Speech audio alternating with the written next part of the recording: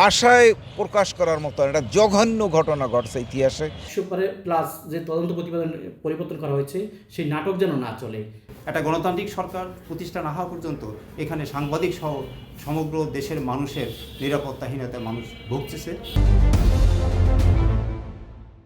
তুহিনের উপর যে ঘটনাটা হয়েছে এটা মানে ভাষায় প্রকাশ করার মতো একটা জঘন্য ঘটনা ঘটছে ইতিহাসে। এটা দুঃখজনক।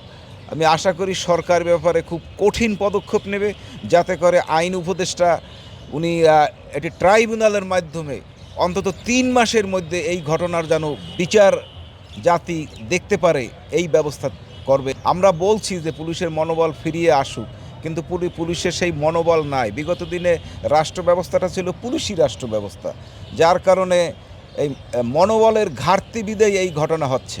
আমার এই বর্তমান অন্তর্বর্তীকালীন সরকারের কাছে অনুরোধ, বিগত 54 বছরে বিভিন্ন নির্বাচিত সরকার এসে বারবার প্রতিশ্রুতি দিয়েছে সাংবাদিকদের সুরক্ষা আইন বাস্তবায়ন করবে, কিন্তু আদৌ কেউ করেনি। এই সরকারের কাছে আমার অনুরোধ, সাংবাদিক সুরক্ষা আইনটা যত দ্রুত সম্ভব বাস্তবায়ন করা হোক এবং আলাদা ট্রাইব্যুনাল তৈরি করে তাদের বিচারের আওতায় আনা হোক।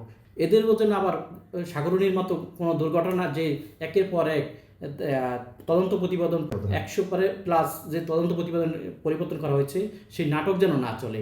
এই সরকারের কাছে অনুরোধ, সঠিক বিচার করে, যেহেতু সিসিটিভি ফুটেজ আছে, যথেষ্ট ডকুমেন্টস আছে, আমার এই সরকার বারবার একই অনুরোধ করে যাব যে সঠিক বিচার করা হোক এবং দ্রুত তদন্ত সাপেক্ষে দ্রুত বিচার করা হোক। যিনি অপরাধী হোক তাকে আইনের আওতায় এনে বিচার করা হোক।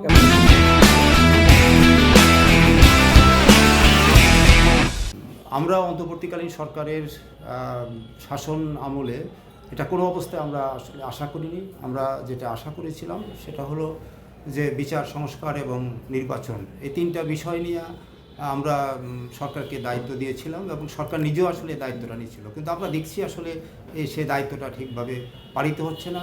মানুষের নিরাপত্তা, জীবনের নিরাপত্তা থেকে শুরু করে অন্যান্য সমস্যাগুলো এখানে তৈরি হচ্ছে।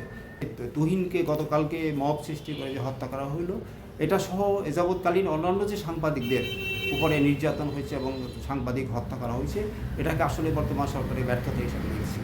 আমরা মনে করি যে আসলে এই সাগররুনি থেকে শুরু করে অন্যান্য যে হত্যাকাণ্ডগুলি হলো, এখন পর্যন্ত এগুলির আসলে বিচার হয়নি।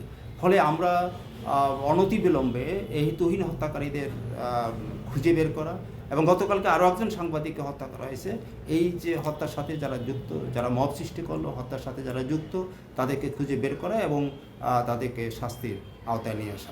একটা গণতান্ত্রিক সরকার প্রতিষ্ঠা না হওয়া পর্যন্ত এখানে সাংবাদিক সহ সমগ্র দেশের মানুষের নিরাপত্তাহীনতায় মানুষ ভুগতেছে এবং একটা শ্রেণীর রাজনীতিবিদ বলি অথবা কিছু ব্যক্তি বলি যারা আসলে মব সৃষ্টি করতেছে এবং মব সৃষ্টির মাধ্যমে তারা আসলে এখানে নানা রকম অরাজকতা সৃষ্টি করছে।